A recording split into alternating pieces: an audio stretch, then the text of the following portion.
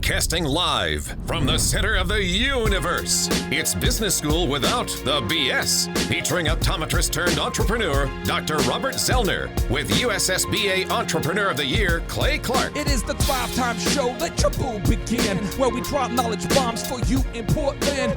Teaching the proven systems to make your ends. So you can produce the greenery like all the Oregon. Sue will call you Franklin cause you got Benjamins. We'll call you Ben Pearl cause you just bought a Benz. And then you'll be bragging to your wife and kids that your wallet's overweight but it used to be thin. Thumbs away, this is Clay broadcaster with the Zen, with the focus locked in like San Quentin. Can I get a B to the O to the M? You've heard the rumors, he is I and I is him. He be the Z and I be the C. Now it's teaching business skills from Clay to Z. We both grew up poor, but we're poor no more. The goal of this show is to help you soar. All right, Thrive Nation, welcome back to the Thrivetime Show on your radio. Well, Chubb, I want you to look this up real quick here. I'll do it. Can you look up the word thrive, the definition of the word thrive? And I want to go with the Merriam-Webster version because I like those guys. So let's look up the definition of the word thrive. Not some pontification that I have or you have. Give us the actual definition of the word thrive. So the first definition is to grow vigorously. The second one is to gain in wealth or possessions. And third, to progress toward or realize a goal despite or because of circumstances, often used with on. Okay. There you go. So my definition of thriving, my particular version of that is to have success in the following 6 areas, okay? The F6 life, we talk about it a lot at our workshops. Faith, family, finances, fitness, friendship, and fun. Faith, family, finances, fitness, friendship, and fun. And I would say for like faith, I'm like moving into a B- right now. Oh, nice. I really do believe that God sent his son Jesus who died for my sins and therefore I am saved. I believe that. But I struggle with a lot of other belief, and I just have to say, I don't know how it works. I'm just going to believe. And then I use my cell phone the same way, my smartphone the same way I do faith. I don't know how it works, but I just believe. So faith, family, finance, fitness. Finances, I've always been able to sell things, make money. I'll never be in a spot where I can't sell. I'm a hustler. I'll figure it out. I always do. I always will. But family is one of these areas where you say faith, family, finance, fitness, friendship, fun. My wife in my life is not just somebody I'm married to, but she really is my strategic partner. I think my wife, I think I'm better at tactics than my wife is, but I think she's better at strategy. I think my wife thinks on like a bigger, like, hey, Mr. Bowling Ball, the pins are over here, Mr. Bowling Ball. I think my wife's really good at making sure. I'm really good at just throwing those bowling balls fast and hitting whatever's in front of me. But my wife's very good at pointing out, we're not actually at a bowling alley. Furthermore, there's no pins. Why are you throwing the bowling ball? Okay. So I think my wife's very good at strategically leading our family. And I would honestly say this. I'm honestly saying this. I definitely could not marry anybody else in the world ever, nor do I think anybody else in the world could be married to me. Ooh. So I think that I am not a person that anybody else in the world, people say, well, it's just random how you get married. I'm just saying, literally, I have never met a woman ever that I would ever marry, which is good because there's no woman who could marry me ever. There's not a single. I literally have met every single woman that of my partners of my. I've met wives of my partners. I've met their spouses. I've met clients. There's not another woman in the whole world that I would marry, and there's no woman that should marry me because I am absolutely the person you could not.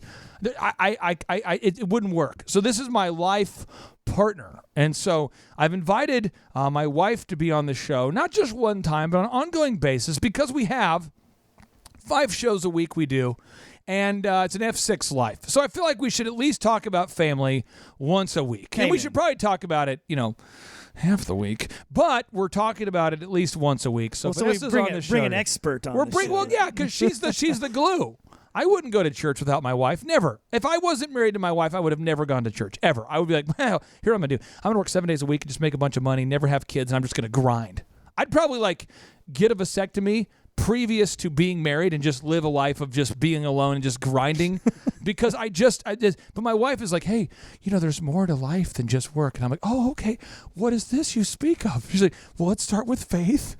Okay. And then there's family. What? There's friendships. Like, what? What are these? Because I'm myopically focused on business. And so now, without any further ado, my wife of 17 years, my beautiful bride, Vanessa, how are you, my beautiful bride? I'm doing great. It was quite the wind-up. I appreciated it. You made me laugh there. Well, okay, so I just want to make sure everybody knows what the context. I don't just have you on the show as a token. Furthermore, if I was married to somebody who was a token, which I wouldn't do, I would not have them on the show because I don't want people on the show that are morons. So here we go. Let's talk about what you're going to talk about today. Family matters. Tips for being successful in life and business. Talk to me.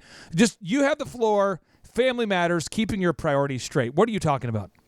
Okay, well, I guess the first little bit I have is, just the whole people coming together and getting married in the first place. I mean, what is the purpose of it all? I remember, we were very young and we were 19 when we were engaged. And I remember your mom talking to me at your all's house in Minnesota, and she said, why do you want to marry my son? I said, because I want to do whatever I can to help him be happy and have a great life. And she said that when I answered that, she was like, I knew it didn't matter that you were 19, you got it.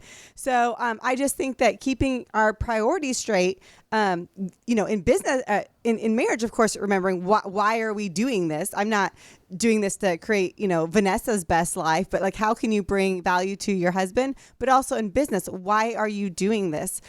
In most cases, when people sit back and stop and think about it, they remember, yes, I'm doing this for my family. So what does that mean? If you're doing this for your family, yes, monetarily, but then also, you should have time with your family. Let me provide a little bit of color commentating on this. And Chuck, I'd like for you to chime in here.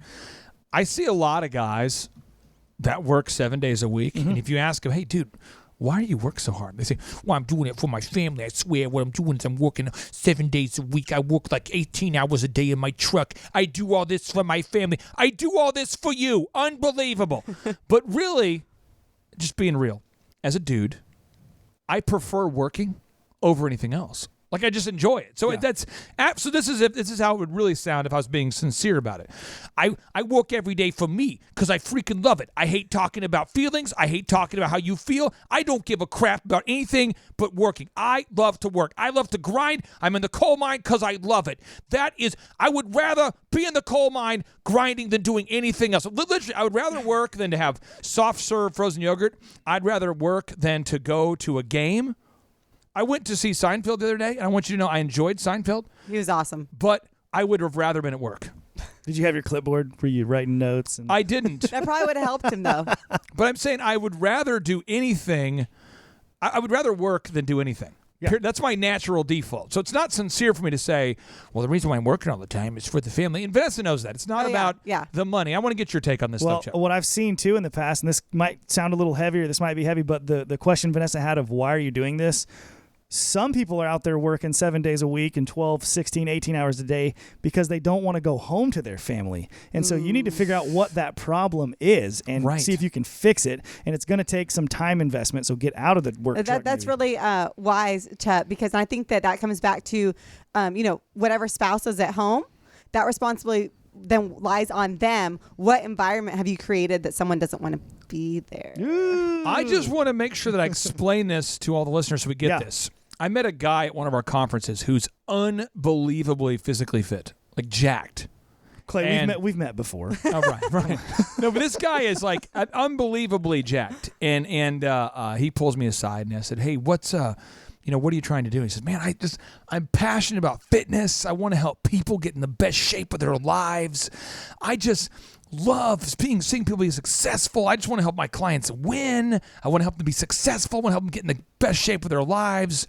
And I said, "Can I be real with you for a second?" He said, "Yes." He said, "Yeah, I'd prefer if you did." I said, "Okay, here we go.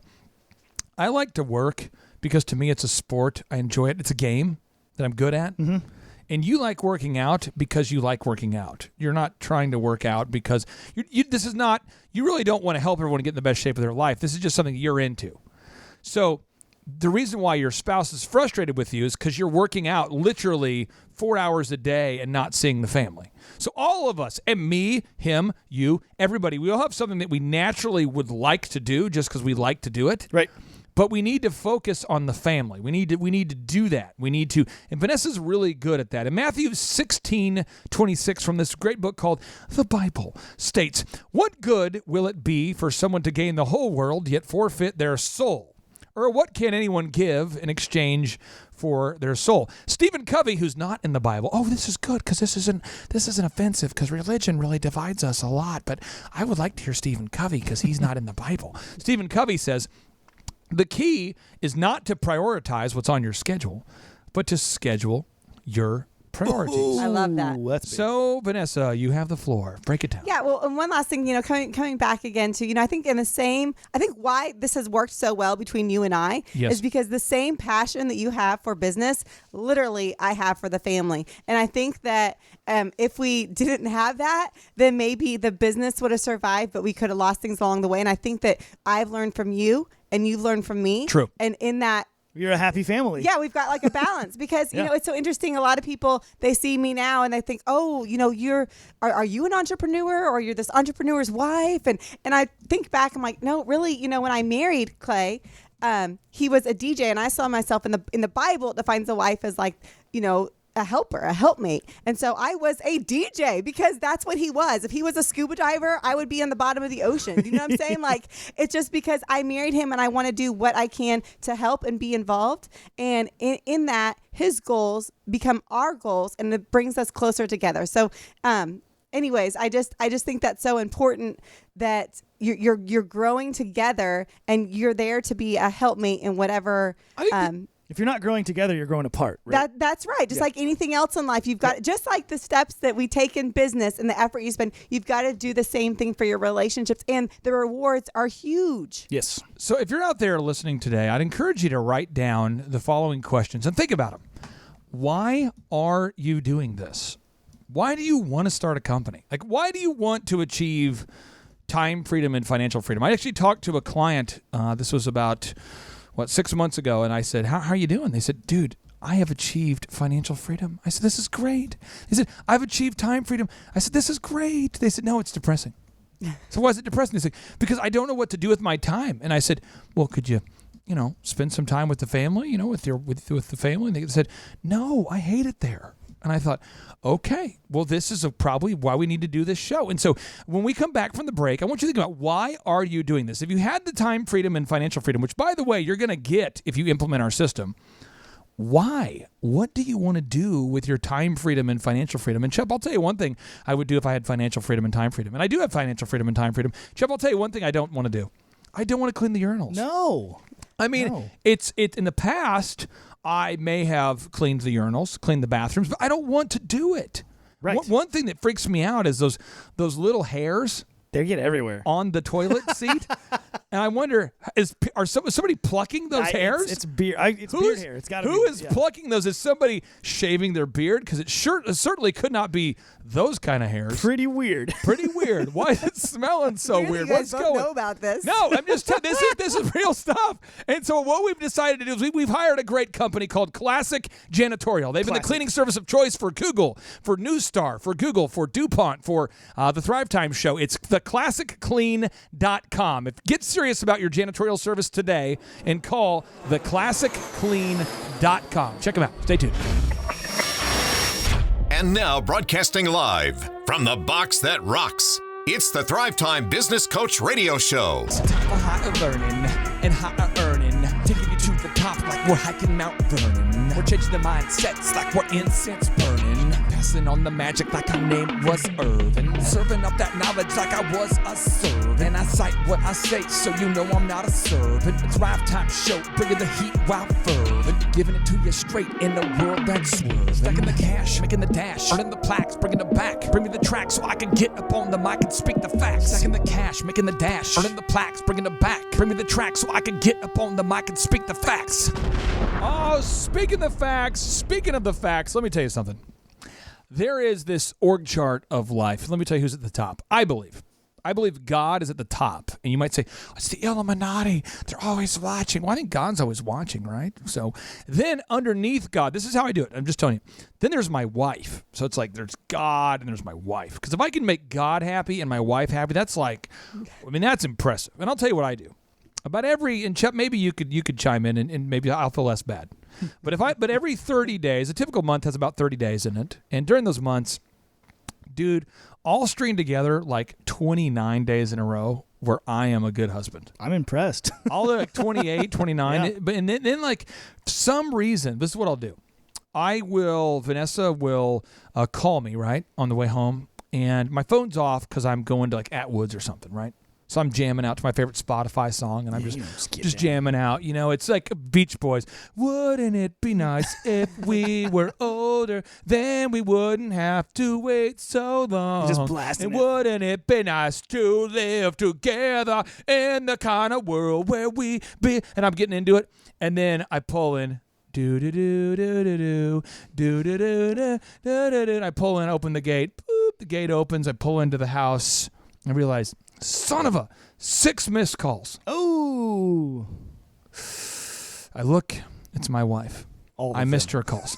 Yeah, I had to walk home from my car being broke down. I said, now, can you get a phone that I can reach you on? This is the most recent mishap. Yeah, I heard about it. Yeah, the guy is like, why don't you call your husband? I'm like, I will, but he will not answer. So I'm going to start walking. So we have a new. We just recently have a phone that only my wife can call me. I on. love this phone. I told him to get a flip phone. That just like. Yeah, I'm so What happy I'm about saying this is phone. like that.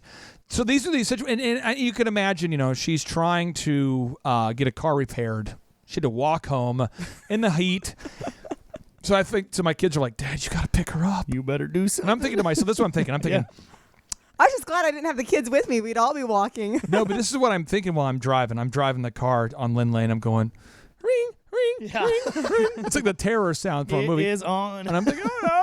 And What I did I see her, do? and I see her, and she has she's a sweet bird, but she's got the face of a hawk. Yeah. And she's got this hawk face, and she's like, Hawk eyes. and I can just see that she's like out for blood, like the vulture. Talons. She's looking at me like, I've been walking down this road for I've called 3 you 6 miles. I've times. called you 6 times, and I'm literally thinking like, wouldn't it be nice to be? Yeah. And I'm like, oh no. So I open the door, pick her up, and long story short, I find myself 2 inches away from my wife, but miles apart from her emotionally. And I have discovered that this is where a lot of men, what we do. All I needed was a way to reach you. I'm like, No. Here's the deal. What you're saying is all I needed was, and I get that. I appreciate that. But what I'm saying is that we have a lot of listeners out there who have found ourselves in this boat where we unintentionally irritate our spouse and spouses, True. regardless of our intentions.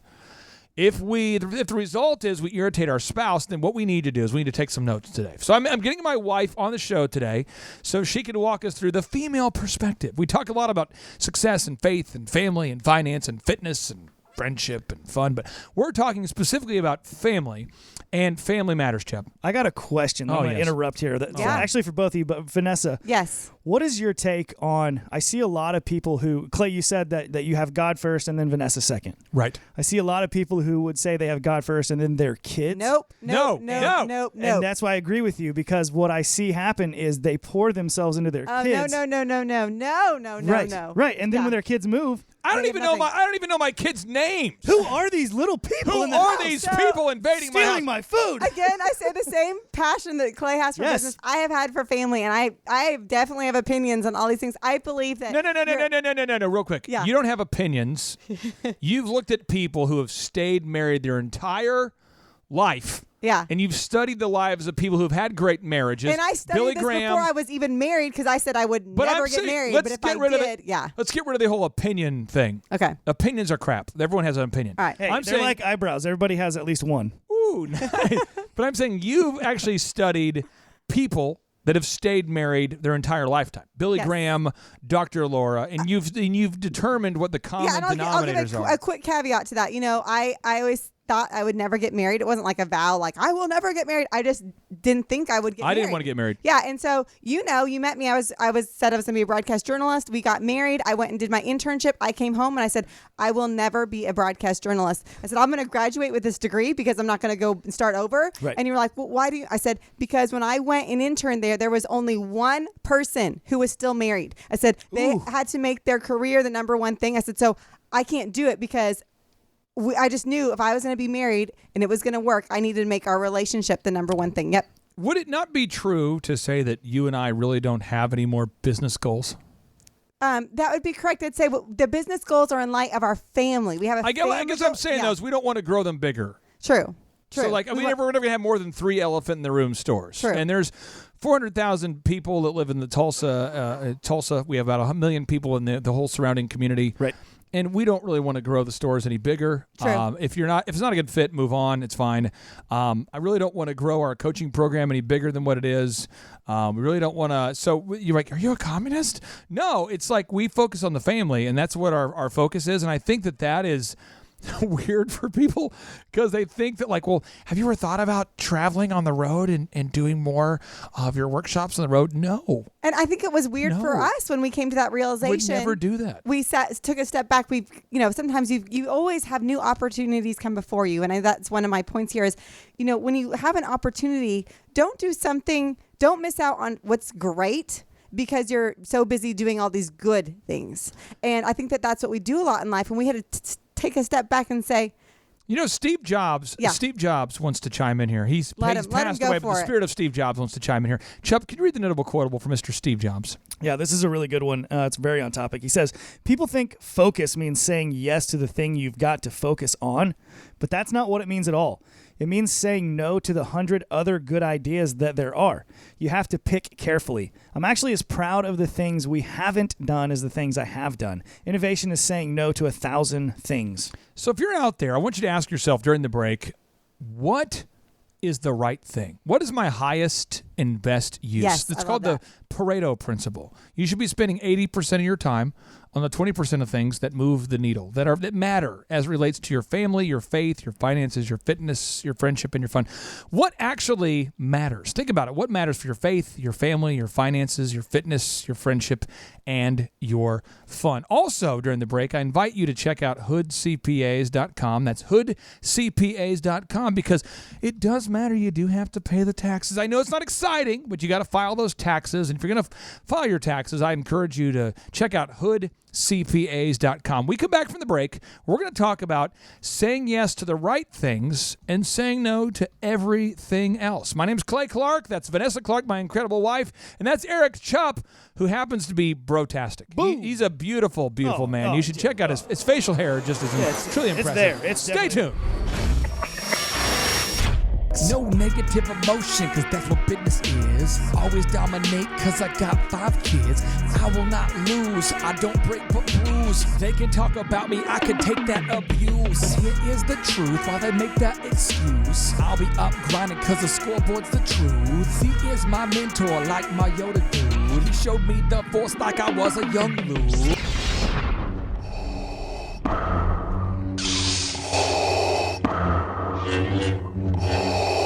All right, Thrive Nation, welcome back to the Thrivetime Show on your radio. Many of you, most of you, I think everybody knows that I'm the partner of Dr. Robert Zellner, and my name is Clay Clark. I'm the father of 5 human kids, but I don't think a lot of people realize the connection between Dr. Zellner and I.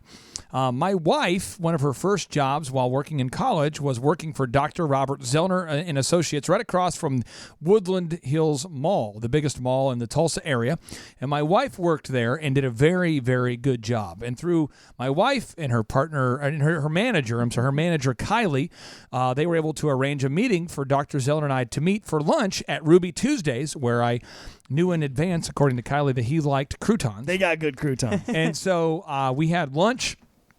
And now, 18 years later, we work together, we're partners, but my wife was the link. A lot of you might say, well, gosh, Clay, if you weren't married, what would you do? Let me tell you real quick what I would do. I would have a house in probably like Coweta. I say house, it'd be like a pole barn with like a like bunker. a shipping container. The entire house would be shipping under the ground. Yep. There'd be no windows. I literally would live like a hill, but I'd live under that hill. A bunker. It's a vampire. And I would have probably 10,000 square feet of just like monitors. underground, no windows at all. You see at the Riverwalk, I blocked. A lot of people choose to office at the Jinx Riverwalk because of the windows. Yeah. And Chubb, what did I do with the windows? You had me hang up curtains covering all of them. Thick black velvet ones. black. No light You can literally penetrate. cannot see the river. And then we nailed them shut. Right. So they can't be opened. Although we office at the Riverwalk. Yeah. So how many windows can you see out of right now in the studio at the Man Cave? The bottom panes underneath the American flags, there's about a foot. And the reason why is because I, like many people, have like distractions freak me out. I hate it when I'm distracted. I hate like somebody walking by. I hate the water going by. I hate someone going, "Oh, look outside." I hate it. So I focus. I put blinders on. I literally have done it in our offices. So if I was not married, I'd probably live like somewhere in like Coweta or Leonard, underneath like I would under a hill of earth, and I'm not kidding. I would do that, and I would just work 7 days a week, and I would just absolutely dominate whatever industry I was in. And no one would ever see you. But no one would care. So lonely. And then on my tombstone, it would say, there was a guy that worked all the freaking time, and he made a lot of money. This man lies here. But I'm just saying there's more to life than just work. There's faith, there's family, there's finances, there's fitness, there's friendship, and there's fun. And my beautiful wife of 17 years, Vanessa, is really the rock in my life. She's my best friend, and she happens to also be my wife. But she is my best friend. And so that's why I married her, and that is what our relationship's all about. And so many of you have emailed us 2 questions. I get 2 questions all the time. How do I manage my people? Gosh, I struggle managing people. How do I do it? It's just, how do I get people to do what they're supposed to do? And the other one is, gosh, I don't know how to get my spouse to get on the same page as me. We're like having, and the thing is, if you want to keep half your net worth, don't get divorced. So Good point. And we want to lose half of it, you just get divorced. So again, this is a financial tip and a life tip. And before the break, you had asked my wife a question, Chubb. Can you restate the question you asked my wife before the break? Yeah, basically, I was wondering. I hear a lot of people talk about, their kids come first, and that seems weird to me, in my mind, because your kids are going to be gone at some point, and you still want to have a connection. Yes. At that point. What's your take on that, Vanessa? I think that it's really tempting for people because we love our children so much. And I think that sometimes if you're losing that connection, that relationship with your spouse, then, you may see one parent put so much energy and time into the kids at the expense of their spouse. And that is really just damaging and for your relationship. And it's just putting it at risk because the whole foundation of your relationship and the whole foundation of any stability your kids have is the relationship between their mother and father. So the healthiest thing you can do for them to have a stable life is to build your relationship with your spouse because it's going to always provide stability for your children. And then they should see it models for them how a relationship should be. They should not be the center. And, everything flows from that relationship. And then you guys are caring for them. But when you make them the center, and then if you get divorced, you end up hurting your kids in the long run. So it didn't serve them. That's all I'm saying. And I think lead by example. Yes. And I think it's tempting for people though, because you need to, just like business, you need to put work into this relationship with your spouse. And sometimes I think maybe if there's hurt there, it's easier for them to just pour into their children and it feels good. And but just invest the time in your spouse. They will invest it back and your children will have the stability that they need. Now, one thing that Vanessa was talking about, our previous principle she was teaching was you got to say yes to the right things, not yes to everything. So Steve Jobs says people think focus means saying yes to the thing you've got to focus on, but that's not what it means at all.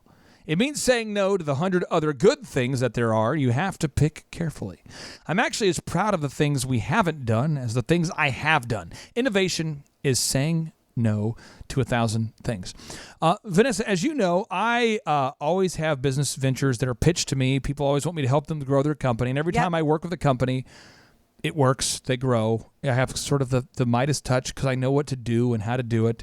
But you have really helped me not say yes to everything. But can you explain to the listeners why you think I want to say yes to everything? Well, I think because you like it, first of all. You really do love it. And, going back to principle number 1, when we said, why are you doing this? To be true to yourself when you guys answer these questions. A lot of people are doing it just because they like it. I like it. And that is great, but that's not enough of an answer. If you're married too and you're doing it because you like it, it's good to be able to admit that and say, I am doing this because I like it. Okay, but how can I do this thing that I like, but also make sure that it serves my family and it's not in competition with my family? So I just think that when someone brings you an idea or we have an opportunity, I love that you involve me in the decision. So we will sit down and look at the opportunity together and say, okay, how much time is this going to take? And what are we going to take out if this is worth us doing? Because we know we can't add anything in at this point without taking something out. From the outside looking in, it seems like you don't care about the amount of time, Clay.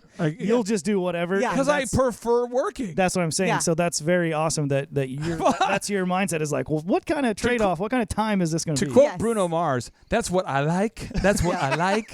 And I always come back to the time. We're Cool talking about the jewelry money. shining so bright.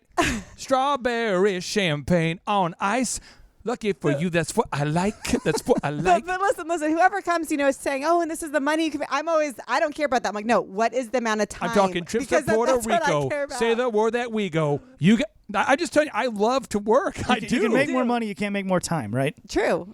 Right? And so I'm telling you, my wife is my source of wisdom. She's my compass. And I will She say this, points as much me. as you do love it, there have been times when he is overextended and it is to the max, and then you hate it. Like, you're like, No. oh my gosh. No. When we come back, I'm going to tell you, I want all the listeners to learn about the story of my wife and the diamond ring. Because my wife she wanted a crazy idea. She wanted to have a real wedding ring that I actually bought for her. And we're going to tell you about the wife and the diamond ring story. But before I can tell you about the diamond ring story, I want to tell you about a story about how you can save both time and money on your office supplies. Now, if you're passionate about spending as much money as possible and as much time as possible going to Office Depot to buy your office supplies and your printer supplies, then don't listen. But if you want to save both time and money on your office and printer supplies, go to onyximaging.com. Once again, that's onyximaging.com. Well, with that, that's onyximaging.com. Stay tuned. And now, broadcasting live from the box that rocks, it's the Thrivetime Business Coach Radio Show. Time for higher learning and higher earning. Taking you to the top like we're hiking Mount Vernon. We're changing the mindsets like we're incense burning. Passing on the magic like our name was Irvin. Serving up that knowledge like I was a servant. And I cite what I say so you know I'm not a servant. The Thrivetime Show, bringing the heat while fervent. Giving it to you straight in a world that's swerving. Stacking the cash, making the dash. Earning the plaques, bringing it back. Bring me the track so I can get up on the mic and speak the facts. Stacking the cash, making the dash. Earning the plaques, bringing it back. Bring me the track so I can get up on the mic and speak the facts. For those of you out there who don't know what I'm talking about when I say passing the magic, like my name was Irvin,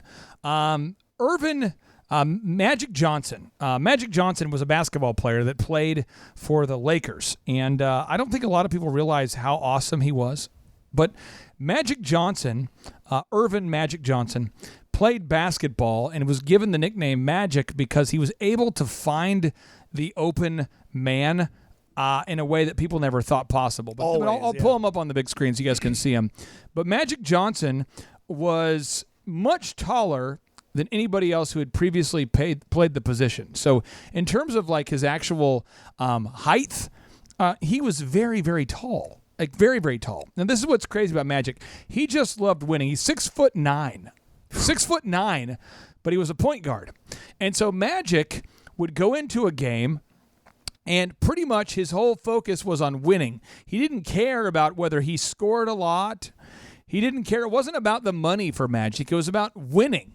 Winning, and winning. And so Magic Johnson was very, very, very gifted at the game of basketball, but for him it was all about winning. Like that's what he just got a thrill of winning. And so when he played his rookie year, Kareem Abdul-Jabbar, who is the best center in the history of basketball, he, by the way, set the record for the most points scored in his lifetime.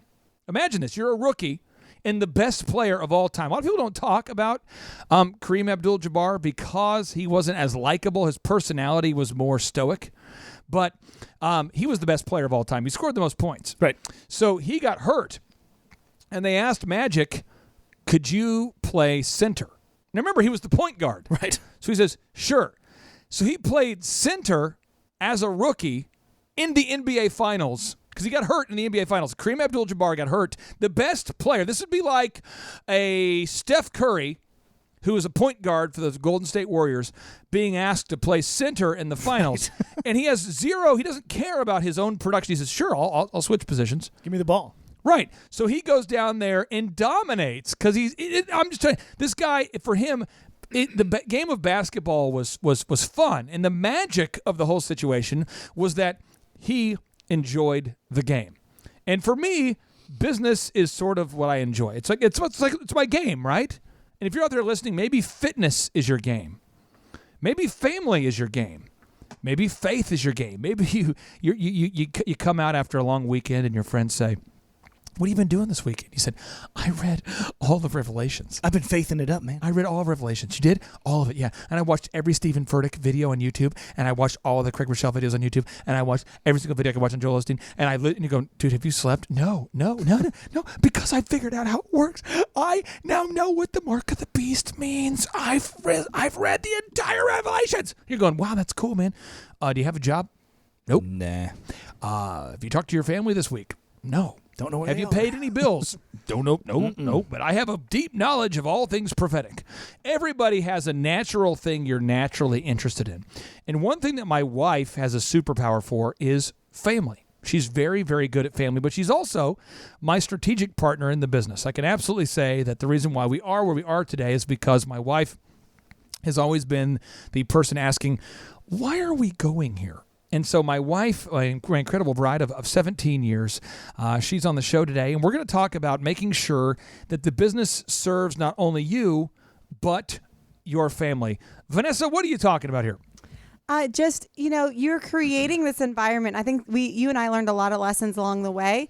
And, years ago, back when we had the DJ business, I think there was somewhere in there where you and I looked and we thought, I mean, it was great. It was growing. But it had kind of taken over our lives, and it was almost like, ooh, like what did we just create right here?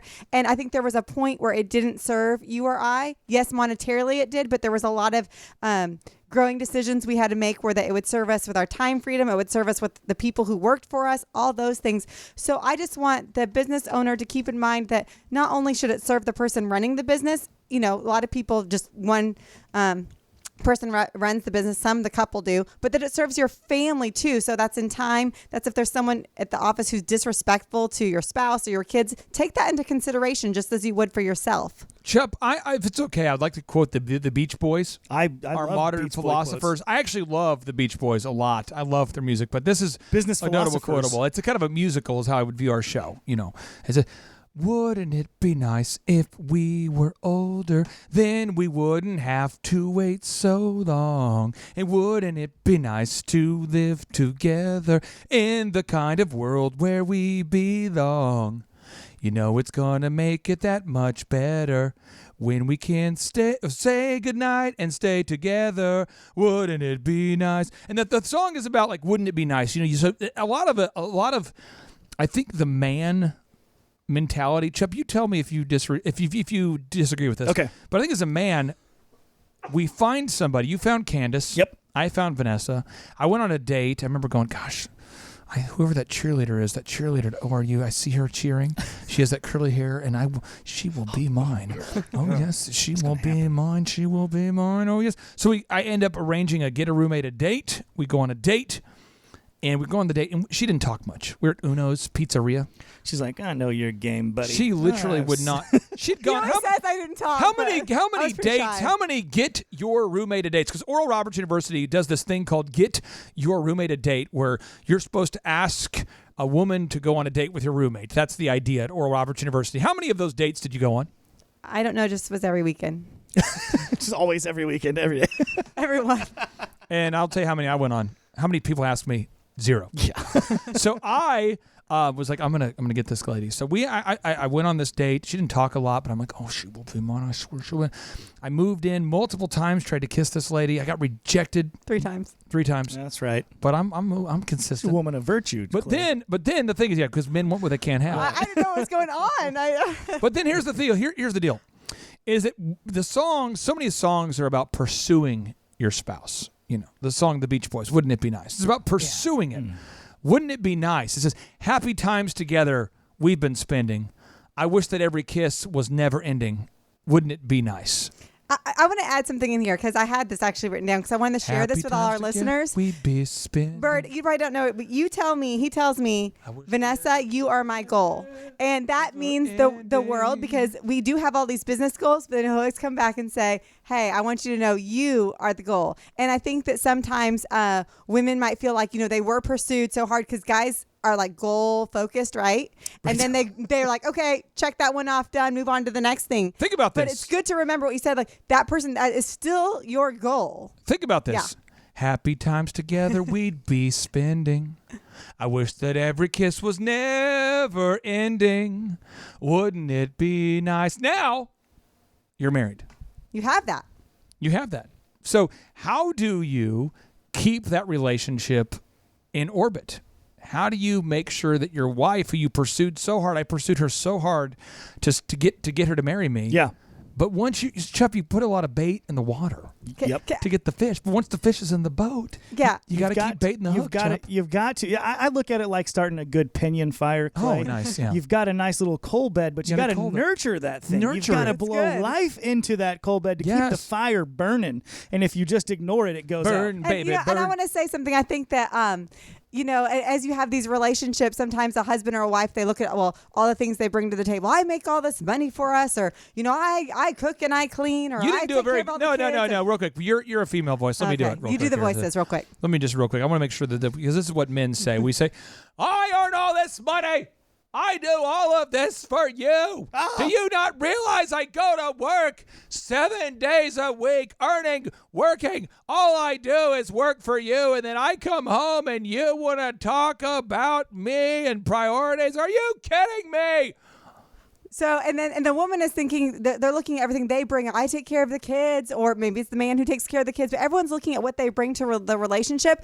But you've got to see, is that even what your spouse is looking for? I guarantee you it's not. They married you because the one thing of value you can give them is your love, your kindness, your attention. And sex. That's it. And sex. Yeah, and sex. Amen. And so that's included in that. That's included. No, it's part of the love. So listen, so all these other things don't matter. I guarantee you, if one of the spouses decides to leave, they're going to leave with half the money and half the time with the kids anyways. Oh. So I'm saying, to argue that that's a benefit that they're bringing, I'm taking care of these kids, or no, the only thing of value you can offer your spouse is the thing they married you for, and that is your love, your time, your attention. We come back, we're going to talk about pursuing your spouse after they now live in your house. How do you pursue your spouse after they now live in your house? But before I do that, I'm going to encourage you to check out Tulsa's #1 CPA in every way. That's hoodcpas.com. Hoodcpas.com. You might be saying, what's that? Hoodcpas.com. Stay tuned. Welcome to the Thrivetime Show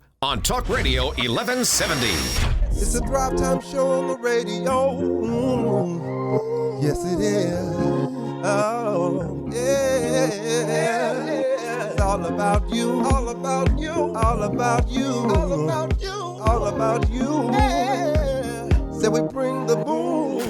All right, Thrive Nation, welcome back to the Thrivetime Show on your radio. Now, in between over the break there, a couple of great things happened there that I think all the listeners should know. And one, we just had Jaden Barnett just walk into the studio here. Had Scarlett Clark, my incredible daughter, just walk in the studio here. But during a lot of people say, well, during the commercials, what are you guys doing? Well, we went out to the fire pit, Chup, and we fully eradicated the weeds from the fire pit during the break. And then, Vanessa, you were telling us about what the boys were talking about last night, because my partner, Jonathan Barnett, his son, Jaden Barnett, is 11 years old. He flew in from Colorado to attend my son's birthday party, and so he flew in from Colorado, and the boys spent the night last night. That's right. We broadcast from the man cave, from Camp Clark. I love it. And Chicken Palace. We broadcast here, and so there's a lot of land behind us, and the boys spent the night last night outside in the tents. Mm-hmm. We it's like a field with trees around it there. Chuck, how would you describe the area there? It's a beautiful yellow meadow with a nice path mode, 17 acres back, and an underground fire pit with tents. Oh, it was great. I'll tell you what, I'll have you take a photo Okay. real quick, and have you put it on the show notes before we put it up on the podcast do there, that. so That's cool. everyone can find it. But the boys spent the night last night, and Vanessa, can you explain what the boys talked about there? Well, this is so funny. I was asking they set up 2 different tents, and Havana and Angelina, our 2 girls, they Our 2 daughters. Our 2 daughters, yeah. Well, first everyone was together in one tent. She said having a party till like 11 at night. That would be Jaden, Aubrey, so the 2 boys and the 2 girls there, and just having a party. And then they split off. She said about 11. The girls went to their tent and the boys went to theirs. But she could hear them. I said, "Hey, how'd it go last night? You know, we're excited to have Jaden in town. We don't get to have him out from Colorado very often. They leave to go to summer camp together tomorrow." And she goes, "Oh, it was hilarious." I'm like, This is what the boys were talking about. Here we go. They were talking about business all night. I'm like, they were talking about business? She goes, What is it? yeah. Get ready for knowledge bombs. Yes. Because my wife's going to tell you what the sons of myself, Clay Clark, and Jonathan Barnett, these are our sons, what they were talking about in their tent. This is a look into the minds of 11-year-old boys who are our kids, Jaden Barnett and Aubrey Clark. Do tell. Okay, so she said they were talking about business. I said, "Really? What about business?" She goes, "Oh, all about franchising." I'm like, "Really?" She says, "Yeah." They were saying what the average, hairstylist makes nationwide. I'm like, what? And then what we pay, and is this a good rate? And this is great. And how many hours per week? And stop real quick right there. Jonathan Barnett and I are partners, so OxyFresh and Elephant in the Room. We work together in different businesses, and so the boys, through osmosis, are around us all the time, and this is what we talk about. And so we always believe that we should pay more than our competitors consistently. That's our mindset because we want to have the best people. Yeah. And so I'm sure Mr. Young Jaden Barnett and my son have heard us talk about this. Back to you. It just cracks me up. So she said that they were very much into the pay, the hours, the franchising, the model, going on and on about all this. No, so Jaden, that's against HR policies. No. So I thought it was great. I thought it was just a great look into their minds and very, very telling and funny. Bright entrepreneurial future ahead for those guys. What I want to do is I want to read a notable quotable that from Reid Hoffman. And Chup, if you can look this up, it's Reid Hoffman where he says the best way to improve yourself. That's how you can find it quickly. It's a Reid Hoffman. This is the one of the early partners with PayPal, the founder of LinkedIn, a guy who bought lynda.com. Reid Hoffman, part of the PayPal mafia. Did you find that quote? Did it come up there for you? I'm here. It's the fastest way to improve yourself. Okay, read that notable quotable too. The fastest way to change yourself is to hang out with people who are already the way you want to be. Again. The fastest way to change yourself is to hang out with people who are already the way you want to be. One more time because we learned through repetition. The fastest way to change yourself is to hang out with people who are already the way that you want to be. So my wife grew up in a family where, there are things that she, probably would have done differently. Is anybody perfect? No. But she spent a ton of time, like a massive amount of time, like probably a irregular amount of time. She spent so much time listening to Dr. Laura, reading all her books, reading many marriage books. Because she studied people that were where she wanted to be. She said, mentally at the age of probably 13, 14, 15, 16, 17, hey, if I do get married, this is how I want my life to be. True. On a conscious or subconscious level. And she spent a lot of time studying and being around, and you kind of learn through osmosis. If you just are consistently feeding your mind positive information, specific action items, the stories of successful marriages, then you're just going to pick up on it over time. And so Vanessa, she's told me when we first got married, I remember her saying this. She probably doesn't remember saying this. She says, my goal is to have peace at home. I remember her saying that. And I said, what? She says, my goal is to have a peaceful home. And so you listened, Vanessa, to a ton of Dr. Laura, and an Still insane, do. I love her. an insane amount of marriage books that you read. And so we're talking today about there's faith, there's family, there's finances, there's fitness, there's friendship, there's fun. Success is about having success in your faith, your family, your finances, your fitness, your friendship, and your fun. And you want to have success in your family. That's one of those core areas. So talk to me about your next principle. Make sure the business serves not only you, but your family. You know, as we talked about, sometimes a business is run just by the husband or just by the wife, or sometimes it's together. But you have to remember, you know, there was a time in DJ Connection where I felt like you and I both felt, I think the business was not serving us. Yes, monetarily it was, but our schedule got crazy. We were held hostage a little bit. Quick editorial. Yep. I didn't have a lot of money growing up. And so I worked at Applebee's, Target, and DirecTV at the same time. And I'm a hustler. And so I hustled. Yes. Trying to provide for my wife. I literally was just trying to, we didn't have air conditioning. And I tried to hustle. And a guy named Patrick calls me up at the Holiday Inn and he says, hey, here's the deal. What you did tonight, man, was an awesome DJ show. I said, thank you. He goes, I've heard from Nanette. I've heard from Juanita. Remember Nanette? Yes, I do. I remember. And Juanita. Them. They helped us plan ladies. our wedding at the Holiday Inn Select off I-44 in Skelly. He says, I heard from them that your DJ performance was incredible. And I would like to hire you to DJ for the Holiday Inn Select. Yeah. And I remember going, gosh, somebody wants to hire me. This means I could quit my job at DirecTV. I could quit my job at Target. I could quit. Because they want to hire you for every night. Well, I thought I could quit all 3 jobs. Yeah. So I came home, and Vanessa will remember this. I came home, and I said yes to Patrick on the phone before talking to my wife. Ooh. And then I came home, and Vanessa comes home, and I'm laying on the couch. I'm never laying on the couch. Yeah.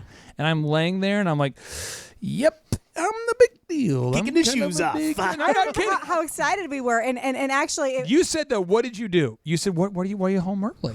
Yeah. And I don't said, remember. no, you did. You said, what did you do? Why are you home so early? What's going on? I said, I dropped out of school. Oh, yeah. I dropped out of school today.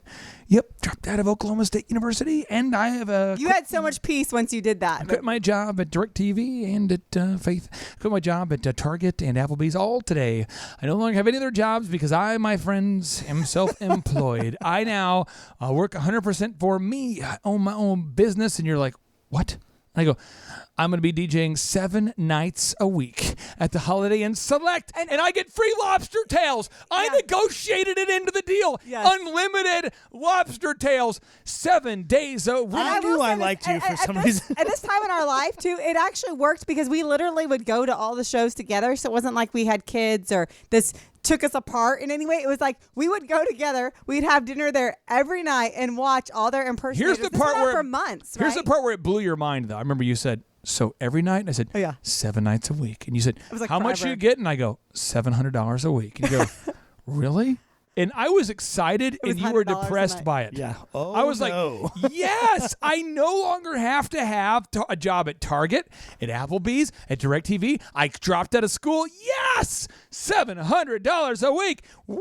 I think that part wasn't upset. I think over time I was upset because the guy had promised a lot of other things that went along with that. And I think we were maybe 5 months into it, and we saw he's never going to do any of this. Oh, yeah. It's just Weird. 700. Weird how forever. that Yeah. happened. And this is this just to give you a little tapestry, a little look into what that was like. I remember is called the Legends in Concert. So it's all the people that if you go and you Google Legends in Concert Vegas, Chubb, if you'll look that up real quick, there are people that are impersonators of actual celebrities. There's a guy that looks exactly like Michael Jackson, as much as he could surgically do to look like Michael Jackson. There's a guy who looks like Prince as much as he could surgically do. People are having surgery to look like these celebrities. And this is an example. This was every night would be this. One night we had a guy who was a Neil Diamond impersonator. This guy was mean to me. He was terrible, but I got free lobster tails, and I got 7 days a week I'm working there. And this guy says, And it would go 7 days a week. It would go to 1 in the morning. every night. Yeah. That's right, it would, because Clay was DJing. All right, baby. Yeah. And so this is my job. All right, ladies and gentlemen, it's my pleasure to introduce to you a man who has toured all over the country, all over the world. His guy is the number one Neil Diamond impersonator in the world. He's performed at Yada Yada, at Bang Bang Bang, and Boom Boom Boom. all the way from Las Vegas, Nevada. We have live in concert, boom, boom, boom. And then I would introduce the guy. And the guy would get up and he would act exactly like Neil Diamond. He'd say, all right, Tulsa, welcome back. I'm excited to be here today. My name is such and such. You know, he would pretend like he's Neil Diamond. I'm Neil Diamond, and I will tell you one thing. How many people here are wearing some jeans? Yeah, all right. How many people are wearing some jeans? All right, well, I'll tell you what. Once I'm impressed. I mean, America's a country where we've embraced wearing jeans. And so I wrote a song about it called Forever in Blue Jeans. Forever in Blue Jeans, yeah. Money talks. And then he would go, all right, how many folks here? How many folks have ever been to Carolina?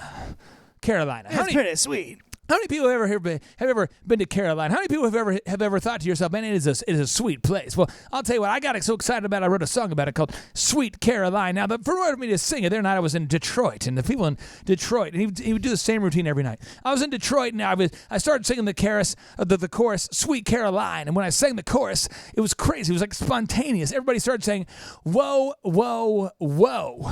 And I think to myself, I'm like, whoa.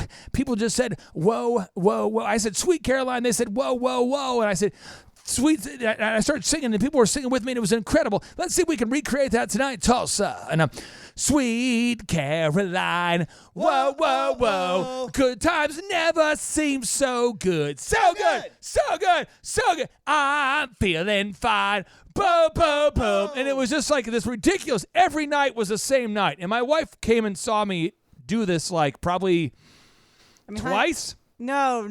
Work with me. Way more. No, work with me. You saw it twice, and you were like, "This is gonna be the same gig every night." And it was like a year we agreed to, or 6 months, or something crazy. And so, they kept wanting to change it later. Like, we're giving you dinner, and I mean, you're already here. You're getting to see the show. Can we do $400 a week? Yeah, they would keep cutting it, and I'm like, what is happening? And then the guy said, "I can't pay you this week. I can pay you in 3 weeks." No, not good. And I'm just telling you. But Vanessa was like, she came to like probably 2 shows before she realized what was going to happen. And my wife is all about making sure that the business serves us and our family. So we come back from the break. Vanessa's going to talk more about the importance of making sure that your business serves not only yourself, but your family. Otherwise, you're going to end up doing a hell gig at the Holiday Inn Select for a bunch of Las Vegas impersonators. You don't want that to happen. No. But I've done it, and I'm just telling you, you can learn from my mistakes. Stay tuned, because my wife's going to talk about building a business that serves you and your family. Stay tuned. 3, 2, 1, boom! Make sure you never miss a broadcast by signing up for the Thrivetime Show podcast. Rise and grind, the answers you will find. We drop knowledge bombs each and every time. Boom is the sound, you is the noun. The verb is the action, it must happen now. You gotta run the chorus to join the chorus of the Thrive Nation that has gone before you. With no excuse, it's time to let it loose. Apply what you learn, the scoreboard is the truth. You know, if you learn a bunch of stuff but you don't apply it, it's meaningless. Thomas Edison once wrote, this is the guy who invented the modern light bulb, the videography, the guy who started GE. He says, knowledge without application is meaningless. So as you prepare yourself mentally to learn what you're about ready to learn, I would encourage you to take some notes, because I've invited my wife of 17 years to be on the show. We've been married for 17 years, and she is what I would call my life coach. I mean this sincerely. She points me in the right direction, because if I was not married to my wife, I would literally live in a bunker in Leonard, Oklahoma, under the ground, and I would work 7 days a week, and I would make copious amounts of money, and I would live a life of solitude, which is cool. I mean, if you ever watched the movie The Empire Strikes Back or Return of the Jedi, if you ever seen Yoda, I mean, Yoda was like, green and alone and lived on a swamp island. If that's what you want, then that's what I would have done. But my wife pointed out to me, there's things that are bigger than just things that are bigger than just business. There's faith, there's family, there's finances, there's fitness, there's friendship, there's fun. There's so much more than just business.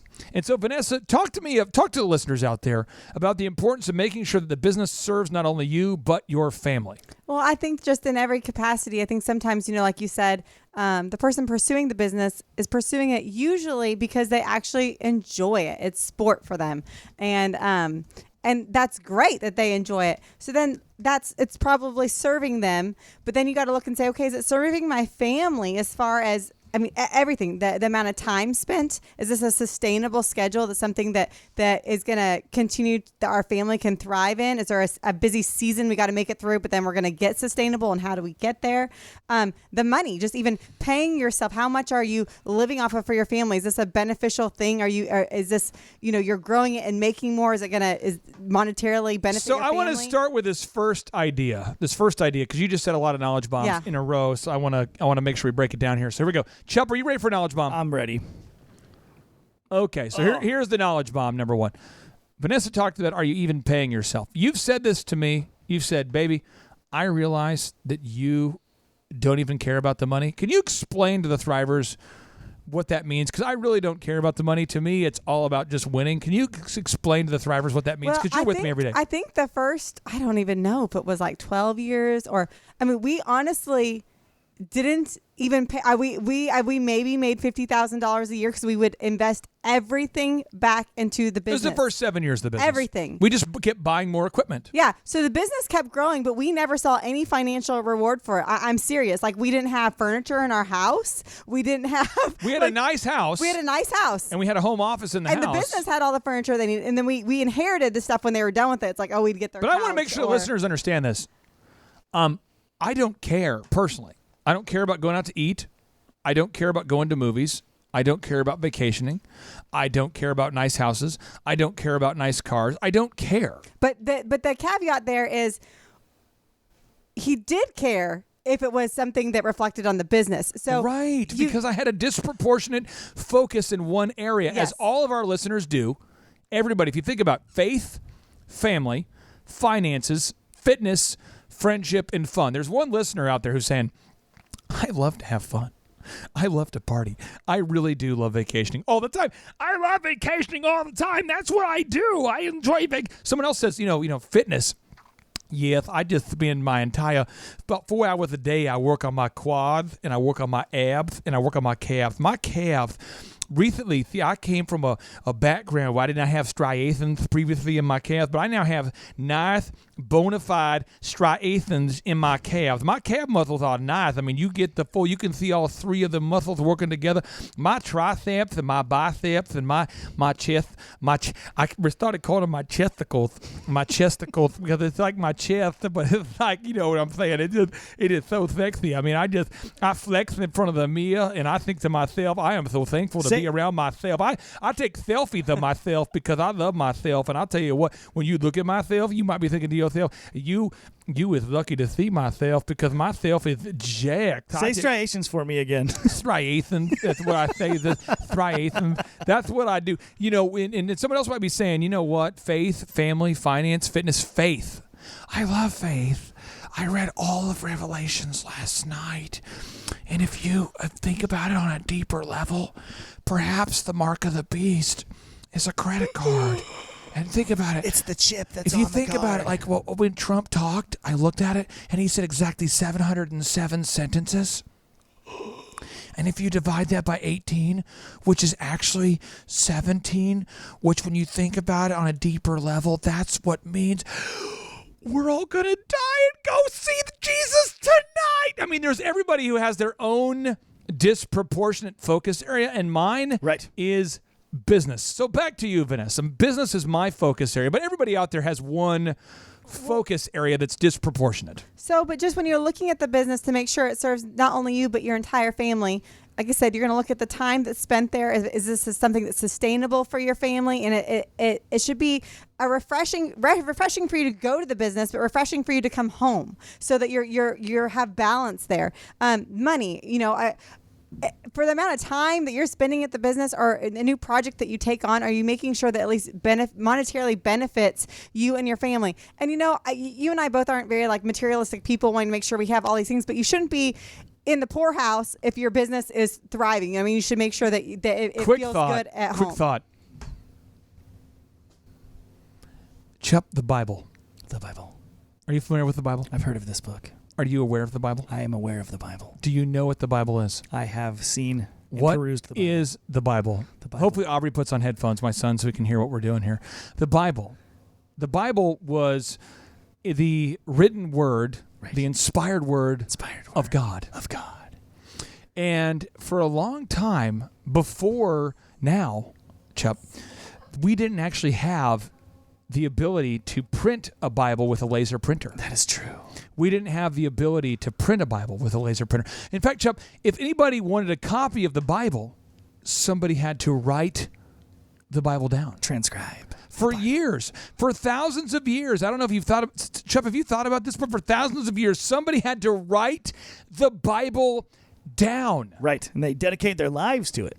Monks would spend their entire life writing 2 copies. A man would die with honor saying, I have written 2 copies. 2 Bibles. Of the Bible with the most flawless calligraphy and penmanship the world has seen. I have worked as unto man, or I've worked as unto God, not as unto man. I've been working feverishly to write this copy of the Bible. And I feel like that if you're not careful and not intentional, that's what's going to happen with your business. Yes. Is you're going to work and spend your entire life building a business. But what about building a life? And I'll tell you about a guy who's built a great life and a great business. That's our good friend, Dr. Sibley. Now, if you want to get your spine in line, you want to adjust your spine, you want to find Tulsa's best chiropractor, visit drjohnsibley.com. That's drjohnsibley.com. Stay tuned. 3, 2, 1, boom! You are now entering the dojo of Mojo and the Thrivetime Show. Thrivetime Show on the microphone. What is this? Top of the iTunes charts in the category of business. Drilling down on business topics like we are a dentist. Providing you with mentorship like you are an apprentice. And we go so fast that you might get motion sickness. Grab a pen and pad to the lab. Let's get in this. It's time to bear some fruit like some Florida oranges. 3, 2, 1. Here come the business ninjas. Sonic boom. All right, Thrive Nation, if you're tuning into this show because you want to learn how to grow a successful company, I can help you do that. But then you might think to yourself, why? Why would I want to achieve financial freedom and time freedom? It's because you would actually want to have a great life. So what is a great life? I believe having a great life is achieving success in the areas of faith, family, finances. There's so much. Faith, family, finances, fitness, friendship, and fun. And so I am really good at business, but the rest of it, I'm kind of confused. I don't even know what's going on. And so I wanted to invite my wife onto the show. My wife, I've been married to my incredible wife for 17 years. She has given birth with her body to 5 human kids, and she's been my best friend. Impressive. And my business partner for the entire time. And I can tell you this, she handles the accounting and the various aspects of our company that involve the accounting and the numbers. But she also knows that for me, business is a sport, and it's a sport that I play well, and I like it. And so I'm not being facetious. I'm not exaggerating. I'm being real when I tell you she is my life coach, and she is my goal. She is my entire goal. If all I do is take care of my wife, that's all I want to do. I always love that. That is so sweet. That is my goal. So we're talking today about making sure the business serves not only you, but your family. Now, Reid Hoffman says the fastest way to change yourself is to hang out with people who are already the way you want to be. Who's Reid Hoffman? Reid Hoffman is the founder of LinkedIn, the guy who was one of the early members of PayPal. He says the fastest way to change yourself is to hang out with people who are already the way you want to be. And we've had a lot of women reach out to my wife and say, hey, I'd like to hang out with you and get to know you and learn how you balance it all. So we're bringing her onto the podcasts for the foreseeable future once a week. So Vanessa, talk to me about the importance of making sure the business serves not only you, but your family. You know, we were saying with the time, making sure it's a sustainable schedule, the money, making sure that it does benefit your family. It's not just all going back into the business. Making the money. You know, the people that work for your business, make sure they're people that you as a family like and respect. I think that's so important because you want the business to be a place where you all feel welcome. The location where you choose to even put your business. I mean, is it clear, you know, an hour and a half away across town? I mean, just you got to practically look at your life first and make sure that the business decisions you make, even the business model you create, all these things, are they going to work with your family? So they're just, whenever you have these decisions, put them in light of not only the business, but your family and your home life as well. You wrote down here on your notes, and I want to make sure you bring it up here. Yep. You said make sure that the hours are sustainable. Correct. Now, I love working. Yes. Now, let me explain to the listeners, Chup, of the people that I read a lot about. And I want you to verify on the show notes if you agree, Chup, with what I'm saying, okay? Okay. Just the facts, not your opinion, the facts. I love Steve Jobs. Do I not quote Steve Jobs a lot? He does quote Steve Jobs quite often. I mean, it's probably once a week. Yeah, minimum. And there's quotes on the walls. It's just, yeah. Divorced. Right. I'm excited about Elon Musk. I love Elon Musk. But Elon Musk, at last count, was what, Chup? Divorced. Okay. I love Richard Branson. I quote him a lot. I quote Richard Branson. I love Richard Branson, and he was... divorced? I love Russell Simmons. I am a huge advocate of Russell Simmons with Def Jam. He's the founder of hip hop, and he is Divorced. I had a feeling for Chuck there. So you think about all the. I'm a huge fan of a lot of. I mean, I love George Lucas, the guy who created Star Wars, Pixar. I mean, that guy is the man. But Chup, he was divorced. Right. And so what happens is I love the success they achieved, but I will not achieve success in this life at the expense of my family. That's awesome. And I just want to add in there, as successful as people are, and they really were, but they had massive failures. I consider that a pretty big failure in another part of their life. I have a lot of failures in my life. There's a lot of areas we all have. But I'm just saying. I'm just sure we're getting I just believe they could have also had. I always believe both. They could have also. I don't disagree with you. I'm just wanting to make sure that I don't come across as a judgmental, divisive human. I want to make sure you get this. I have failed in a lot of areas. Okay, because you got to try to have success in faith, family, finances, fitness, friendship, and fun. And I thought that Elizabeth Hasselbeck has probably one of the better quotes I've ever heard. Chup, can you read the Elizabeth Hasselbeck quote after describing to the Thrive Nation who, in fact, she is? Yes, she is a retired American television personality, talk show host, and she says that nobody's life is ever balanced. It's a conscious decision to choose your priorities every single day. It's great. Think about this for a second. Elizabeth Hasselbeck, she was a teenager, and she graduated from Boston College in 1999. Now, in January of 2001, she rose to prominence really as a result of being a contestant on that show called Survivor, where she finished 4th. She ended up meeting Tim Hasselbeck, who was an NFL quarterback for the National Football League, and she got asked to be a personality on the show called The View. Right. And for a while, she had to make The View her focus. For a while, she had to make staying in super awesome shape and being on the Survivor her focus. But she's talking about balance. And read me that quote again one more time, Chup. Kind of slow so you can marinate on it there, Chup. She says, nobody's life is ever all balanced. It's a conscious decision to choose your priorities every day. So, Vanessa, your next principle you want to teach all the listeners, and I'm always listening, taking notes, you say is pursue your spouse and family with the same vigor you pursue your business goals. Yes. Break it down. Just like you said in the beginning, you were so focused. Everyone was so focused on pursuing blinders. The person they were dating, and that was their full focus. And once they got them, it's like they moved on to the next goal.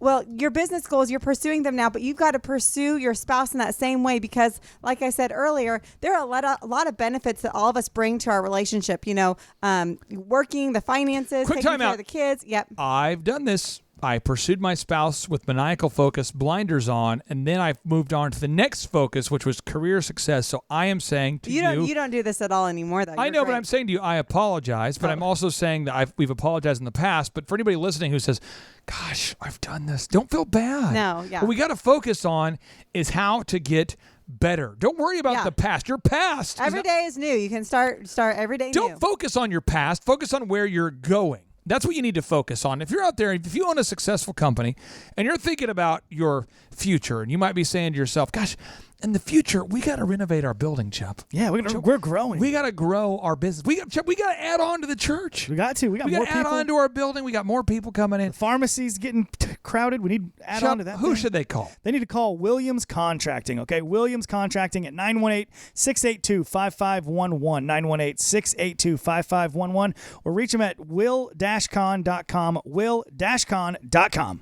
Now, when we come back from the break, we're going to break down more on how you can become a successful. I wove in a subliminal sex, marriage, how to become a more successful spouse. Stay tuned. And now, broadcasting live from the box that rocks, it's the Thrivetime Business Coach Radio Show. Time for higher learning and higher earning. Taking you to the top like we're hiking Mount Vernon. We're changing the mindsets like we're incense burning. Passing on the magic like our name was Irvin. Serving up that knowledge like I was a servant. And I cite what I say so you know I'm not a servant. It's Thrivetime Show, bringing the heat while fervent. Giving it to you straight in a world that's swerving. Stacking the cash, making the dash, earning the plaques, bringing it back. Bring me the track so I can get up on the mic and speak the facts. Stacking the cash, making the dash, earning the plaques, bringing it back. Bring me the track so I can get up on the mic and speak the facts. All right, Thrive Nation, welcome back to the Thrivetime Show on your radio. And one of the things we talked about there I talked about in the rap lyrics leading up into the show that we're now on here is I said changing mindsets like we're incense burning. A lot of people, I don't know if you understand that all the lyrics that I have on the show intros actually mean something, because I think people are not used to actually listening to the lyrics of something. You're so deep, Bird. So deep I can hardly see you down there. I appreciate it. But incense, a lot of people who are potheads, they say, bruh, man, I went on this trip, man, and I came back, man, and I know, like, see things differently, man. I'll burn the incense, man. I used to think about things this way, and now I think of... I see space and time. I'm not talking about using hallucinogenic drugs to change your mindset. What I am talking about, I'm joking about it because that's what a lot of people think of when they think of mindset changing, is I think about Carol Dweck. Carol Dweck is a professor, and she wrote a book about changing your mindset. And Shep, I'm going to put this on the show notes here. But Carol Dweck, she says, why waste time proving over and over how great you are when you could be getting better? Why hide deficiencies instead of overcoming them? Why look for friends or partners who will just shore up your self-esteem instead of ones who will challenge you to grow? Why seek out the tried and true instead of experiences that will stretch you? Again, I love this quote. He said, why look for friends or partners who will just shore up your self-esteem instead of ones who will also challenge you to grow? I'm just being real. This is probably weird, but that's okay. My wife and I were on the show together today, and over time it'll get less weird because it'll become more familiar. But Vanessa could too. I could do this. I could have married somebody who, I'm 37. I could go find somebody who's like, oh my gosh, you drive a Hummer and you're self-employed and you make money and I can go buy shoes. Great. I could do that. I could have done that. Could do that. Vanessa could do that. Could have done that. I could just find somebody who's enamored by the fact that I could make money and marry that person. I could. And they'd be like, oh my gosh, you're the best. You're awesome. You're smart. You're successful. So do you have a DJ connection? Oh my gosh, my sister used you guys. Oh my gosh. And there's a lot of people that are into that. Then the key is you want to look for the maximum length of false eyelashes and as many augmentations as possible. And you want to look for someone who spray tans a lot, and that's what you would look for, because you'd be looking for the person who would just not. But I chose to marry somebody who is beautiful, yes, but a lot of people say, well, you had me at hello. Here's the word that got me with my wife. This is the word where I thought, this is why I want to marry her. We're talking, and she says, and I'm going, okay, I'm not getting it. And she goes, this person was very sage-like. She said the word sage. And I want to put that on the show notes. You always reference this. No, I did, because it happened. Yeah. And I thought to myself, what the crap is a sage? And it was like our third or fourth date where I thought, every time I come back from my date, my roommate Mark would go, dude, what was your date like, man? How'd it go? how'd it go, bro? And I thought, I always would tell him, I said, dude, she said another word. He goes, what? I said, she said a word I didn't know again. Frick, I don't even know what she's talking about. I was trying to like follow her conversation, but the girl has read all these books, and I'm like, frick, I've never read more than like 3 books ever. I had literally read Life and Death by Russell Simmons and then a bunch of Newsweeks. I was like, I'm not kidding. I was as far left of center in all of my morality and worldview because I'd read Newsweek constantly. And so she said sage. And the word sage, I looked it up, and it means wise through reflection and experience. And I thought, holy crap, Mark, she used the word sage. I don't even know what it means. I looked it up, and I think she is a sage. I got to marry this girl.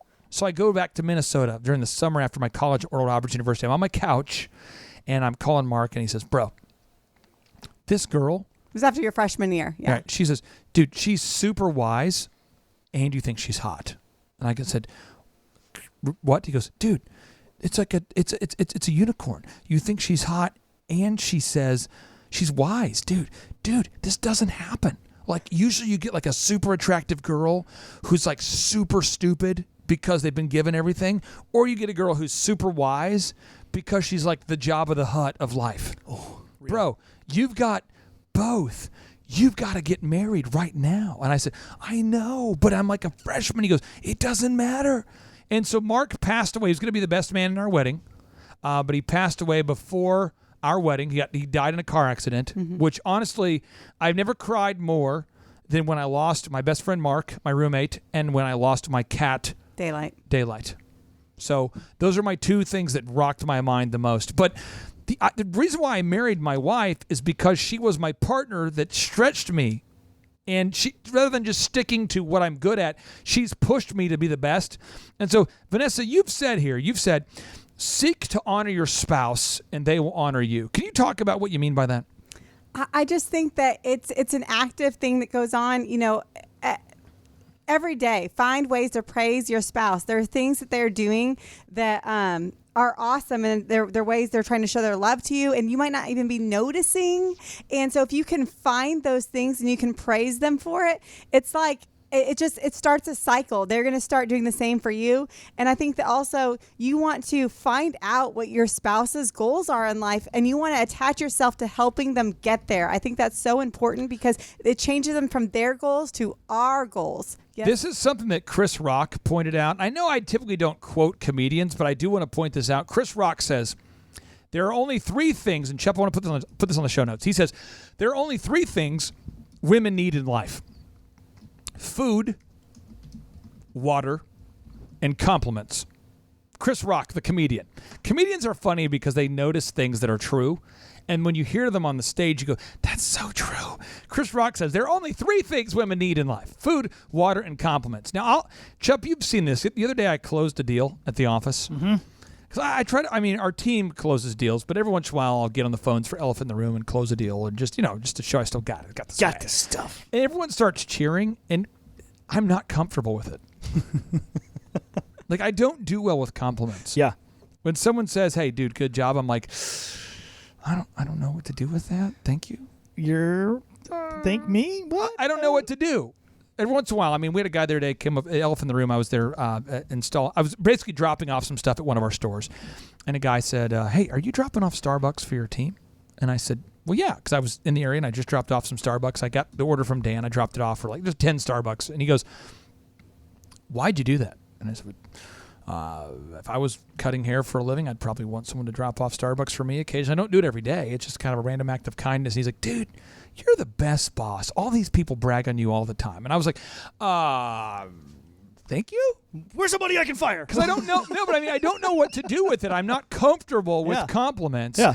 And the love language women need is compliments. And so if you want to end up living in a van down by the river by yourself, then...